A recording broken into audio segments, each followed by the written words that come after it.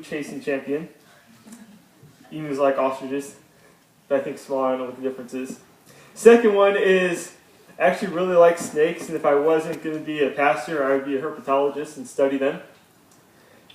The third one is I have crossed the Mexico border from Mexico back into America with no ID. And my fourth one is I am an avid fingernail clipper. Wait, I thought that was 2 truths and a lie. You gave us 4. I know, I give you 3 truths and a lie just to give you one bonus one. Alright, so what's my lie? I think the snake one's a lie. Alright, how many of you guys think the snake one's a lie? How many of you guys think the 2-time emu chasing champion one's a lie? How many of you guys think the, what are my other ones? Oh, crossing the Mexican border is a lie with no ID. And how many of you guys think the avid fingernail clipping is a lie? A couple of you? Alright, actually, it is a snake one. I hate snakes. So I did become an emu chasing champion at the Benicia, the city in California, at the Benicia camel races. And that's where people would get on, basically businessmen would pay to ride a camel and race them around the track. And kind of at halftime, they had these emus in the middle of the pen. And each emu had a different color ribbon on it. And you would go out there with a broom that matched your emu's ribbon. And when they said go, you had to chase your emu out of the pen, around the track, and back in the pen. And I won it twice. So I've always been really proud of that. Leslie hears that story every time I see an emu and an ostrich. Let's see, the Mexico story was a fun one. We were on a mission trip with our youth group in Mexico, and all week everyone was having stomach problems except for me. And I thought it was great. I thought it was funny. But watching everyone else run to the bathroom. But, last day we're headed back, and we're driving the car, and I'm with one of my youth leaders. The van in front of us has the missionary, Leslie, and all the youth in it. And we're coming up to the border, and we're stuck in the traffic, and all of a sudden I'm like, oh man, my stomach's kind of hurting. And my youth leader's like, all right, it's fine. It's like, no, I don't think it is. And right now we're, the border is like we're here, and the border's at the door, so we're almost there, but we're stuck in traffic. And I look, I was like, I can't wait, I gotta go. So in 6 lanes of traffic, this far from the border, I jump out, run up to the van in front of us, like the mission, like, I gotta go to the bathroom. And he gives me this look like, what? And Leslie's looking like, what are you doing? And I left my wallet in the van. So I go running off into, across 6 lanes of traffic. There's all these little Mexican shops there. I'm just yelling, Banyo, Banyo, and everyone's shaking their head at me. And I finally, see the sign for Banyo, hanging up on this wall. And it takes me down all these alleys, and I finally make it in the bathroom. There's this nice little lady sitting out in front of the bathroom smiling at me, and I go running in and get in the bathroom and realize there's no toilet paper in there. And I realize this nice little lady up front was selling the toilet paper. So I had to go walking back out, and I gave her some money for the toilet paper, and she gave me like 4 sheets, and I pulled out a 5 and took a whole roll. And and then I realized now I've got to get back. My thought running out was they'll wait for me. They didn't wait for me. They went across the border, and I realized I don't have my ID or anything. So I found a line of people just walking. So I got in line and just kind of followed them. Somehow give a little wave to the patrol guy and made it across and found a Carlos Jr. and a way to convert my pesos back into quarters, and was able to get a hold of them and somehow met up and survived it. And then I am an avid fingernail clipper. I love having short fingernails. I make sure my kids have short fingernails. We babysat kids, and I make sure to clip their fingernails. It's bad. It's not healthy. But I guess you guys are going through some of the parables of Jesus, is what I was told, and we're going to be looking at Matthew chapter 7, if you have your Bibles. This is the very end of the Sermon on the Mount, and Jesus wraps up his big famous sermon with the parable of the wise and foolish builder.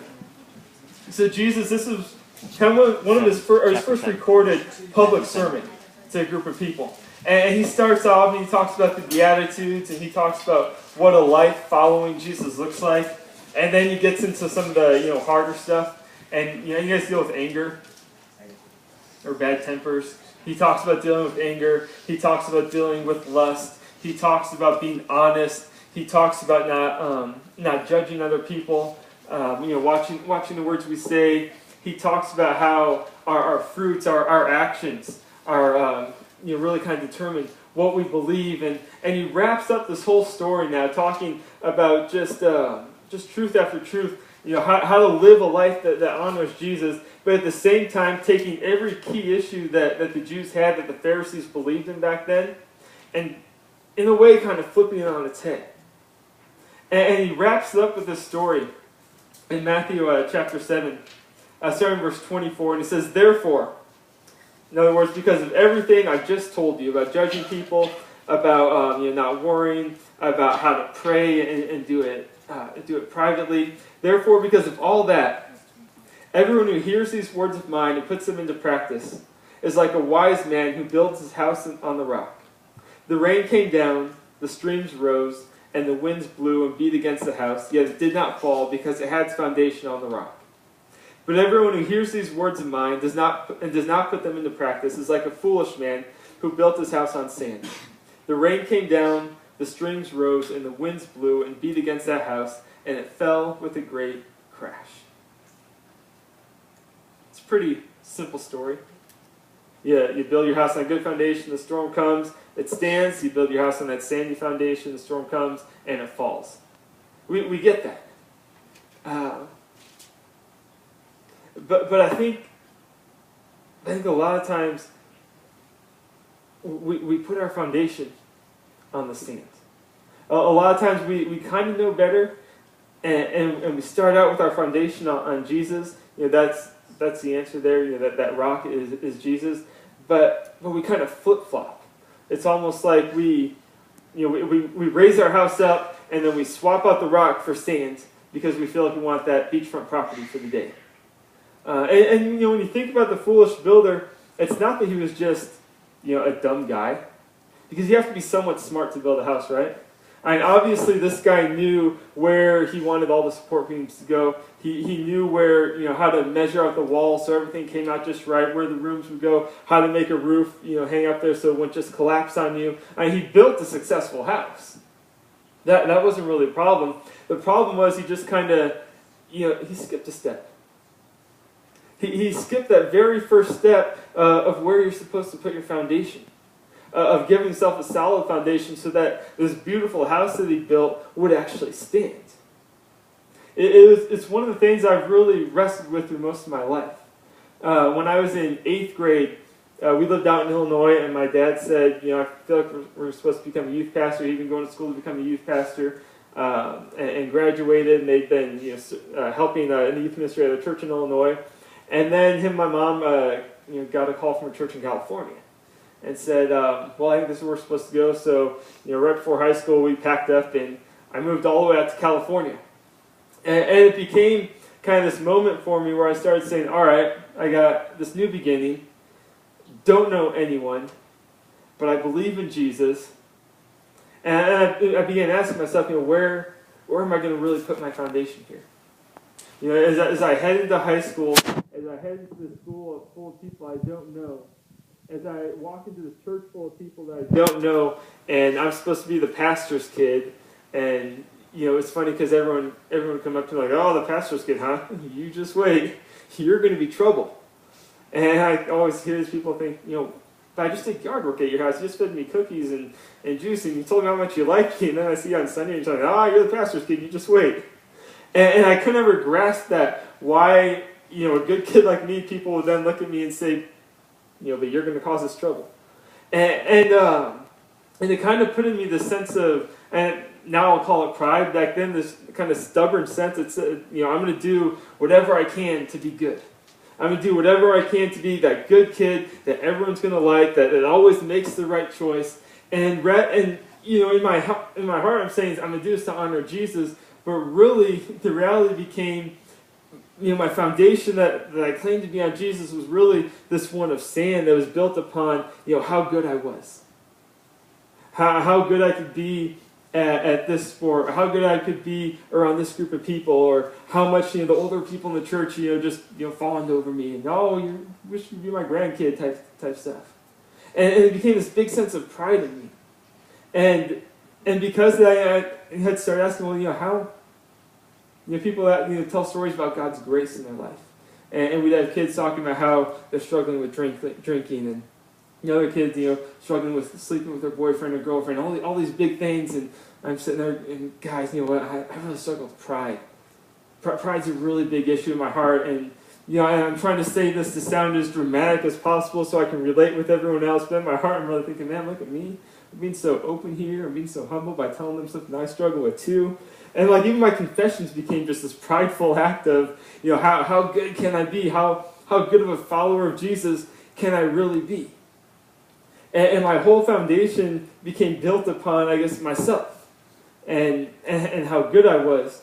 And I guess the first time I realized how good I wasn't was I felt like I was supposed to be called to ministry, and the pastor of our church let me preach the Sunday. So I got up there, and I thought, all right, I've got a good half-hour sermon. This would be great. And I got up there, and I gripped the podium. I locked my knees, and about 10 minutes I realized I'm on my last paragraph.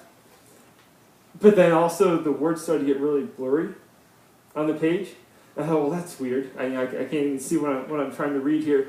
And so I just kind of sped through the last line, and it was a youth Sunday, and usually there was a bench up on the stage where the pastor would sit during the music time, but they had moved that off so that they could fit all the youth up there to sing. And I sped through my sermon, and I turned around, and I started looking for the bench, and all of a sudden I just heard this, "Catch 'em!" And I woke up outside. And there's so I wake up outside, and there's a guy who's a doctor at the church running outside going, "Get his feet up, elevate his feet, get him some juice. I've seen people die from this. Get him some juice." And I'm just waking up now in this panic of what is going on. I was just on the stage. What happened?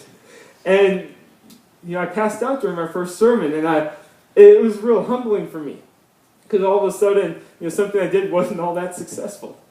I can't ever look at my first sermon and say that was a success. 10 people got saved. No, I passed out and woke up outside. And so I started saying, all right, well, maybe that's just not me. Maybe I'm just not supposed to be a pastor anymore. And I just kind of went on from there. About 6 months later, the church gave me another chance to preach again. And I thought, all right, I'll get a chance to redeem myself. I was just terrified going into this thinking, if I pass out again, there's no coming back from that. You can't ever show your face up on stage again. Like, I'm going to preach, and everyone's like, and they're going to start standing behind me like this, just waiting for it. And about the same time, my grandpa was diagnosed with cancer and dying, and he was a pastor as well. So I would have been a third-generation pastor if it ever happened. So my dad had gone out to spend his last days with him, and my dad came back, and that Sunday morning, he was driving me to the church, and palms were all sweaty, I was nervous, and before we got there, he kind of pulled over in the car and said, I want you to know something before you go preach this morning. That when I was with your grandpa, before he died, he called me over, and he prayed a specific prayer of blessing over your future ministry.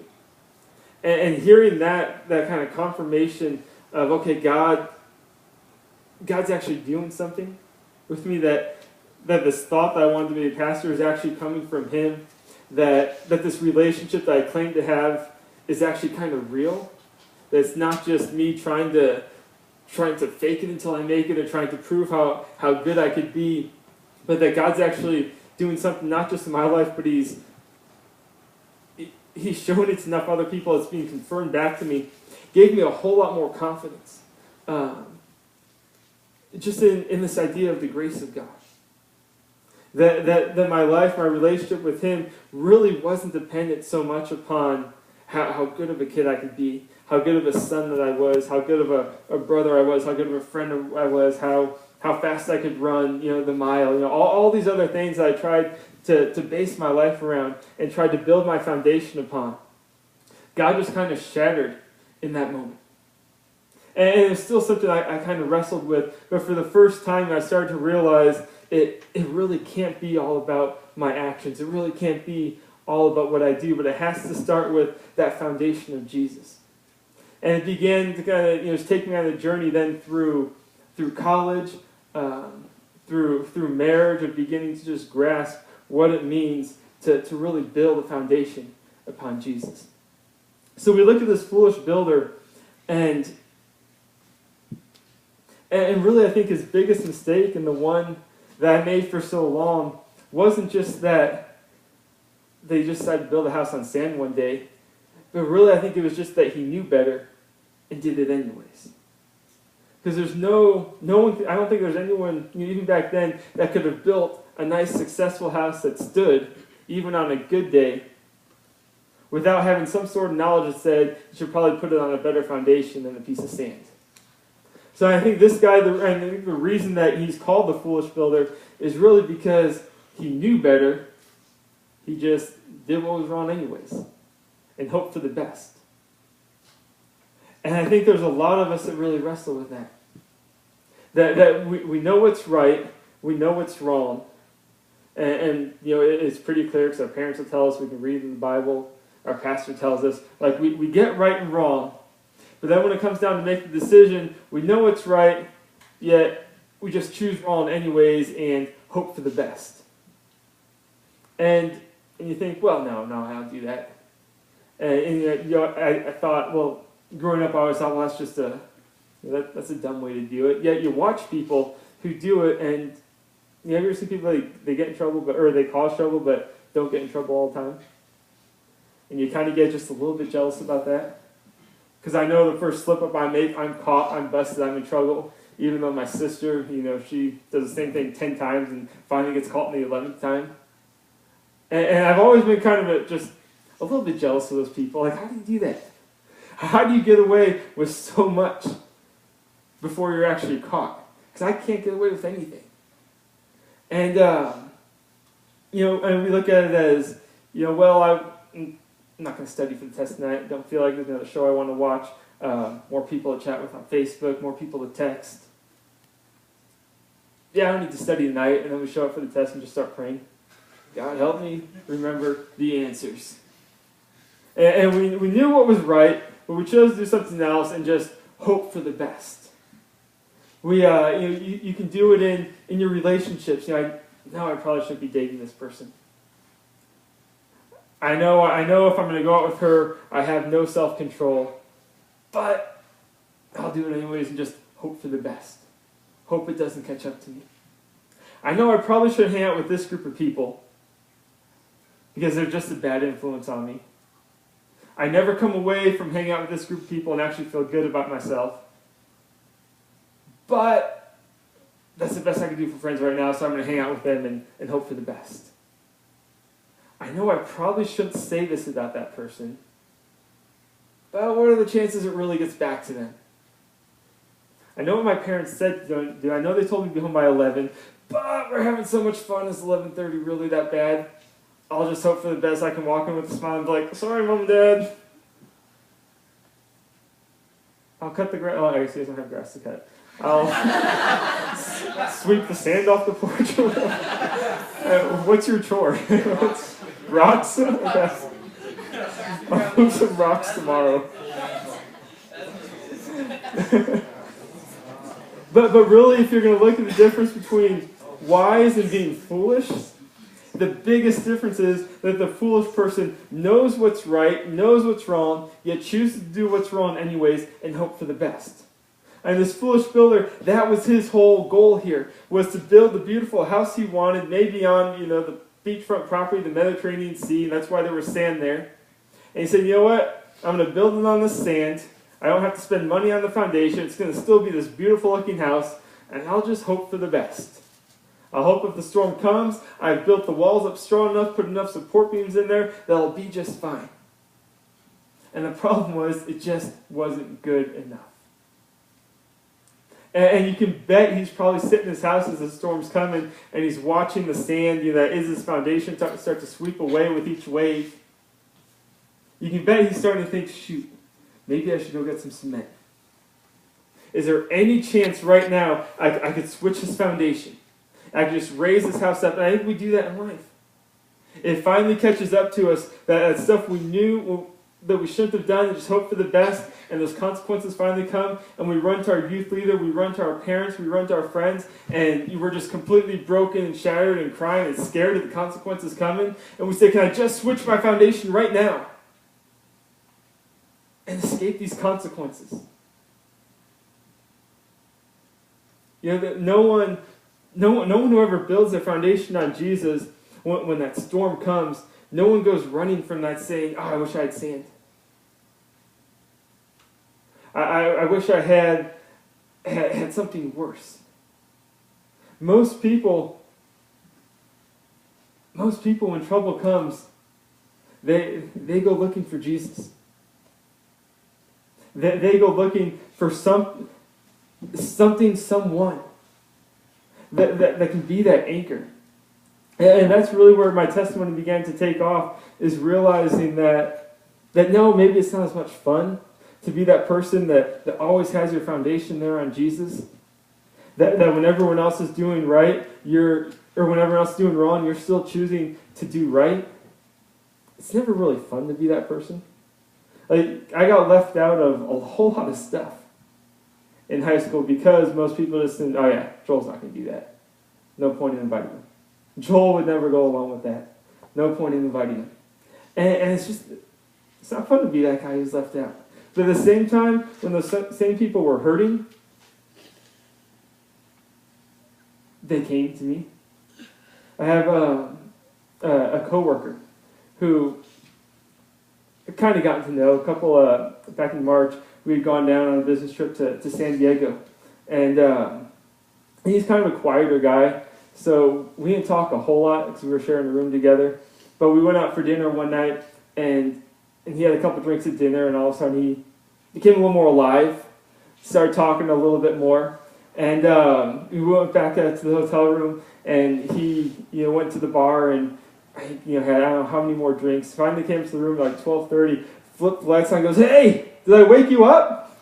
It's like, "Nope, just laying here with my eyes shut." He goes, "Okay, well then, and tell me this, pastor guy, right? You're the pastor guy. Tell me this. Why did my dad die in that car accident my mom lived? Because my dad was the most perfect person I knew. My dad never sinned. So tell me then, why did God let him die?" And you can tell he's still just hammered. And I'm thinking, really, we're going to try to answer these questions right now at 12:30 when you're, can barely stand? And he just, goes into all these questions. And it became just the clear reality to me that really, yeah, maybe he didn't invite me to go drink with him. But in this moment of crisis, in this moment when, for whatever reason, he's thinking all these deep thoughts, that's probably the last thought in his mind. Oh yeah, we didn't go drink together, but I can go to him and I can get some sort of truth here, some sort of answer.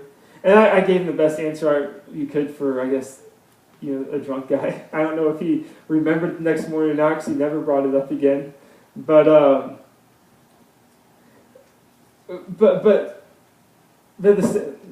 at the same time, God just began to show me how true it is that maybe you get left out of stuff with your friends because people look and say, no, they're a Christian, they can't do that. But when it comes down to it, when someone has made the wrong choice, hoping for the best, and the best doesn't come, and those consequences begin to happen and occur and mount up in their life, they're going to start looking for someone stable. They're going to start looking for someone who has their home built on that rock, whose home is not going to crash while their home over here is falling to pieces. And as followers of Jesus, that's one of the greatest things we bring to this world. That's one of the greatest callings you guys have in your high schools. It is to be that person that has that solid foundation on Jesus. That when people look at you, they see someone, all right,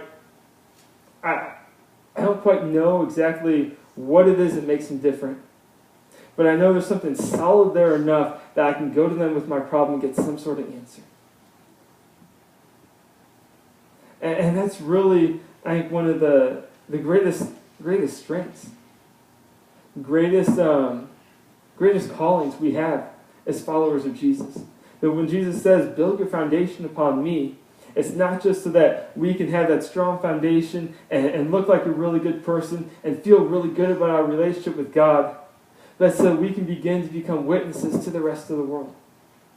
To show that, your foundation of sand over here is falling apart, but that's not the end. That's not all there is to it. But there's a whole lot more. And it may seem like it's too late for you to switch your foundation out because you can't switch in the middle of a storm. There's consequences that come from our actions that you can't change. But there is forgiveness for those consequences. There is redemption. There is hope.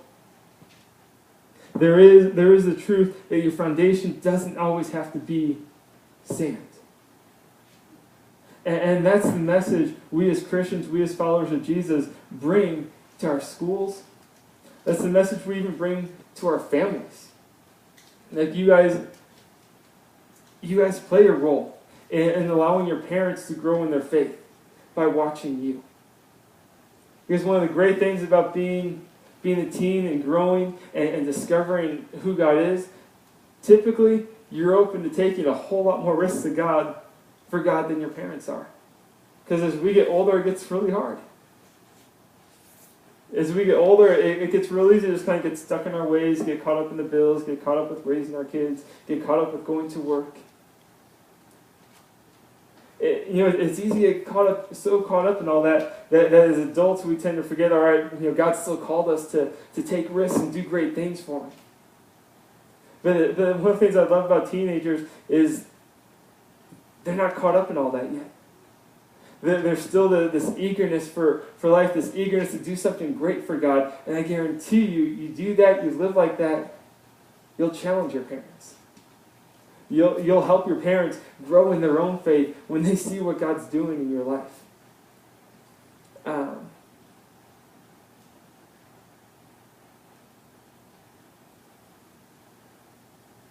So we got that wise builder, the foolish builder.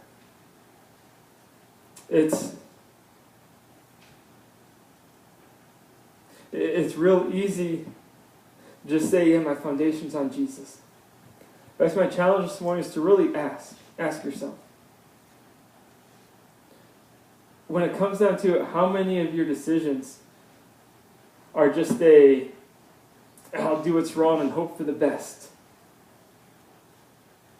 And how many of your decisions are based on, no, I know my foundation is Jesus, and I will stand firm on that. And I challenge you guys, challenge each other with that. Because there are some decisions you make on your own, but there's a lot of decisions you guys make together. There's a lot of decisions you guys make as a group. Or just even as two of you as friends. And challenge each other with that. Think about your actions and begin asking yourself, you know what? Is this really what we should be doing? Is this really what we should be talking about? Or are we just going to go for it and hope we don't get caught? Are we just going to go for it and hope our foundation doesn't wash out from under us? Are we just going to go for it and hope we can say the quick Hail Mary prayer later and God will wipe out any consequences that come from this? And that's my challenge to you. It is challenge each other with where your foundation is. Challenge each other with what it means to build your foundation upon Jesus and be those witnesses, be that shining light within your schools, within your families, within your circle of friends, within this group here.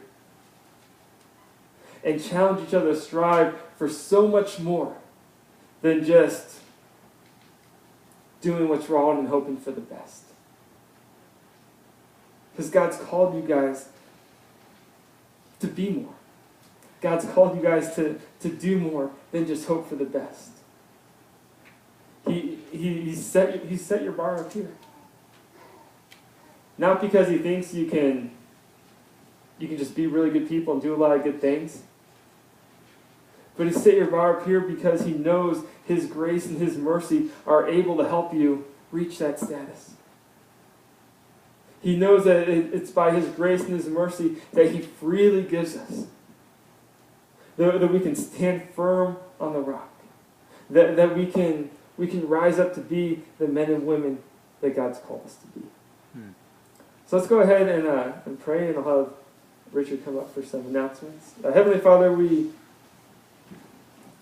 do thank You for this morning.